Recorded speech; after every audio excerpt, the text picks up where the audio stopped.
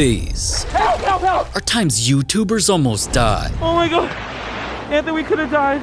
And starting with Logan Paul, he was 10,000 feet in the air when something crazy happened. Your main parachute takes 3 to 6 seconds to open. I go to pull the ripcord. Pretty much right as I pull it, it gets stuck in this like little square shape. So I'm like, okay, we're gonna... Because you're still going up. Right, so I'm like, I'm gonna give this a second. Like, it could still open up. It's happened before where it takes like a second longer to open up. But I'm also spinning. And about 4 seconds in, I realize the parachute's still not f***ing opening. So eventually I'm like, I am gonna die. I'm gonna die. I look red. I grab red, I peel, pull, just like they taught us, and my main parachute detaches, and I'm like, I hope my reserve works. Peel pull is like, you are in your mind next to death. Next to death. Wow, now that's scary. But not as scary as when Faye's rug almost died while exploring something straight out of a horror movie. Alright guys, it's 10:17 p.m. right now. It's raining out. We're actually parked in front of the haunted tunnel. Words can't describe how scared I am right now, terrified. And from the second they entered the tunnel, things immediately started getting spooky. I swear I think I saw somebody turn the corner. I'm terrified. Somebody made like a walkway. Hold up. But as scary as that already was, what happened next almost became deadly. Yes, there's a shit in the water coming. Anthony, careful. Yeah, I'm so scared. Holy shit. What the f is going on? There's a lot of water in the water! Oh! Anthony, I'm about to fall! Careful! Anthony! Hey! Wait! Wait!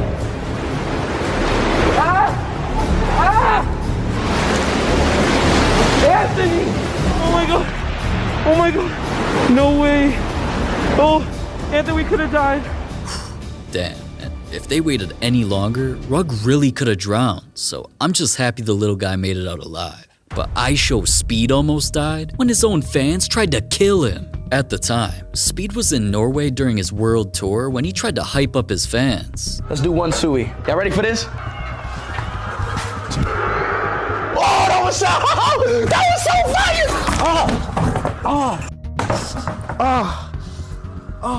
I think I just broke my ankle. And even though breaking an ankle was already pretty bad, things were about to get a whole lot worse. Give me back!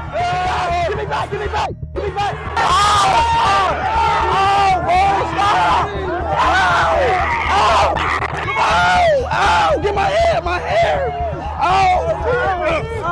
With all that chaos and commotion, it was hard to see much of what was even happening, so fans just assumed that Speed was okay until he posted an update revealing something crazy. I broke my foot, my ankle was literally torn. They pulled my hair out, as you can see. They threw water at me. Somebody literally did a WWE Rey Mysterio move and jumped off the car. This is the scariest day of my life, I promise you. Norway, I don't think I would be back.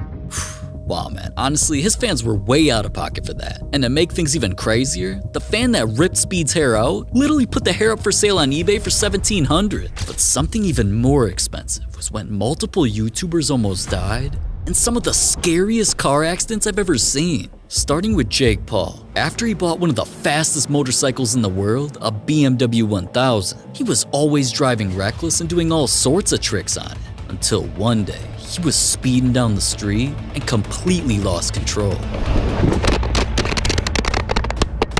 Wow, and even after a fall like that, sadly Jake was okay and is still alive today. But Neon's near-death experience happened after riding passenger with one of the most dangerous street racers on the entire planet. Squeeze Benz is a YouTuber who's always posting videos of him cutting up in traffic and doing some of the most reckless and unsafe driving I've ever seen. So I guess Neon thought it was a good idea to join him.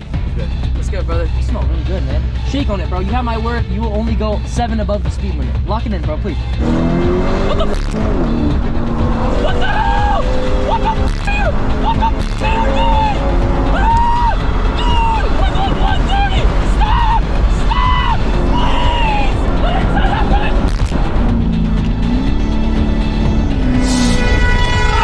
Oh my god! Oh my... Holy shit, man. And even though that Urus tanked that hit and everyone ended up okay, dude should honestly get his license taken away permanently. But this next YouTuber's crash not only almost cost him his life, it cost him millions of dollars. GG Exotics had just gotten this custom 1-of-1 purple Pagani Roadster. And this thing was crazy. I mean, flooded in carbon fiber and opens up like a damn transformer? Of course dude was hyped.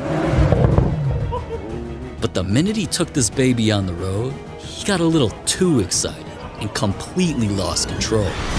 The car was absolutely totaled. And even though he made it out with just some minor injuries, he probably wishes he didn't, cause that car cost him $4 million. But alright, enough about cars. This is not Fast and Furious, man. Besides, what happened to another YouTuber was even crazier when he went skiing with his friends and tried a trick that he'd never done before.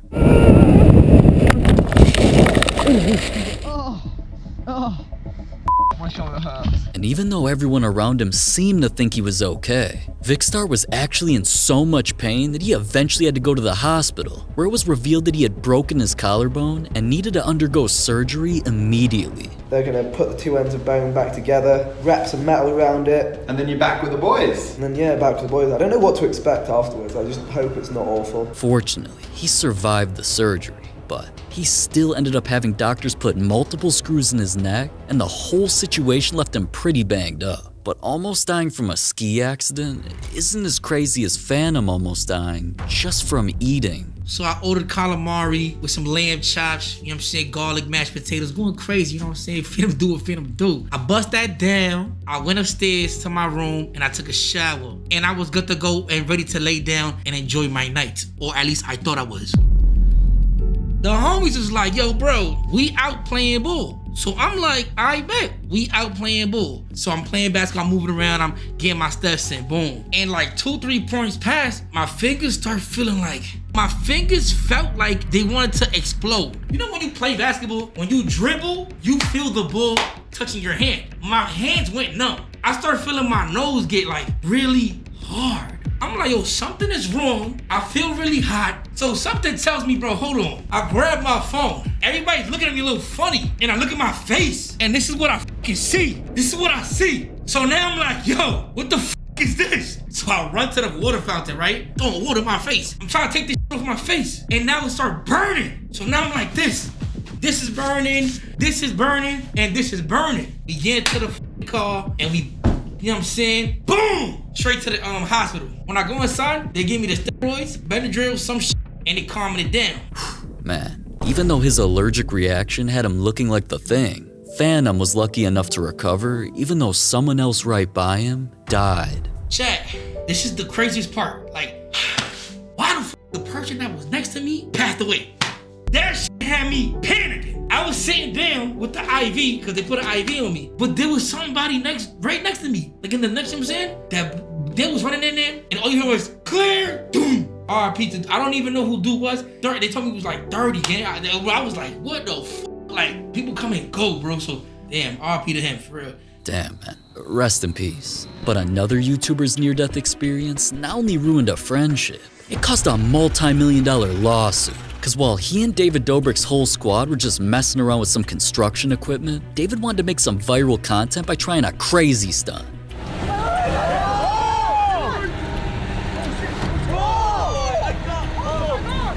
And after everyone ran over to see if he was even still alive, Jeff was immediately rushed to the hospital where doctors found out that he'd broken his skull, fractured his eye socket, and even broke his hip and foot. So since David Dobrik's idea for content caused such serious injuries, of course Jeff was pissed. I remember Jeff came up to one of my buddies. He was like, this is fucking boring as shit. What are we, like preschoolers? Like, let's do something cool. He said he wanted to swing from it. He said that I wanted to swing around it. And Wasn't Corinna on it first? He says it very vaguely. I saw Corinna swing on it a little bit like that, and then I was like, oh yeah, this looks fun. Just swinging, like a rope swing attached to a tree. Not whipping the fucking thing around 60 miles per hour. I hopped on the rope to fucking do the first part. You just swing back and forth. It's a swing. When the Not while the fucking thing is swinging fast. That was never discussed. That was completely on you. I'm there, head smashed open like a fucking watermelon fucking exploded on a hospital bed. My one last wish was, David, please don't tell anyone that this was my idea. Are you fucking out of your mind? Are you that fucking sick in the head? You sick sociopath.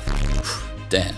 After revealing how everything really went down, Jeff not only claimed what David did was negligent and intentional harm. Since Dobrik's reckless operation caused life-altering injuries, Jeff sued him for $10 million. 10 mil is crazy, but not as crazy as when Casey Neistat almost died while trying one of the most dangerous adventures on Earth. Now, even though Casey is always going over the top when it comes to risky activities, none of those adventures compared to what he tried next. So Graham and I made the somewhat rash decision to climb a mountain called Aconcagua. It's the tallest mountain in the world outside of the Himalayas. With just about zero preparation and no training, our goal wasn't just to climb the mountain. We wanted to summit the mountain, do it with no porters, that is, no one to help us carry our 100+ pounds of gear up the mountain, and no guide. For fun, we also brought no GPS, just a map and a pencil. Now, even though that all sounded crazy, everything was going fine at first. I mean, they'd reached 16,000 feet and even seen one of the most beautiful views on Earth. But the next morning is when everything started going downhill. My brain's gonna explode. My head hurts. My eyeballs are swollen. My neck hurts. I don't want to do anything. I just want the pain to stop. And I have another 8,000 feet to go. And even after warning signs like that, Casey was determined to keep going and eventually make it all the way to the top. It's 4:15 in the morning on Christmas morning. 21,000 feet, 15 below out, and we have to wake up now and go summit the beast. We're gonna go summit the mountain now. Doesn't matter how cold it is. We're so close to summit, but I keep like blacking out. It's from the altitude. The part that hurts the most is summit is right there. We're gonna do it. We're gonna go for it. We're so close to summit. We're so close. I have no memory of what happened then. I only have this footage. What I remember explicitly was being so tired that I wanted to go to sleep. Had I done that, who knows what would have happened, but I don't know that I would have woken up if I had taken a nap at 22,500 feet with no energy, no water, no food, no oxygen, and no one to help me down. This is the hardest thing I've ever done. I can't breathe. I would never be able to live with myself if I didn't go for it. Take every ounce of energy I have in my body. I've got to get to that f***ing summit. This is it. This is me summiting the tallest mountain in the southern and western hemisphere. And for the first time ever, right now, I honestly don't know what the f*** I was thinking. I mean, we are beaten to hell. I don't know what my middle name is. I couldn't tell you my social security number. I think there might be an 8 in it. Barely speak. I did summit it, but at what cost? My God. I put that as like me being reckless in order to prove something that ultimately doesn't matter when you compare it to your health or your safety or your life. There is one super cool detail, which is Aconcagua's in the southern hemisphere, and the only taller mountains in the world in the Himalayas, that is their winter, so no one's climbing in the Himalayas then. So at 4:06 p.m. on Christmas Day, 2008, Graham and I were literally standing taller than any other human beings on planet Earth.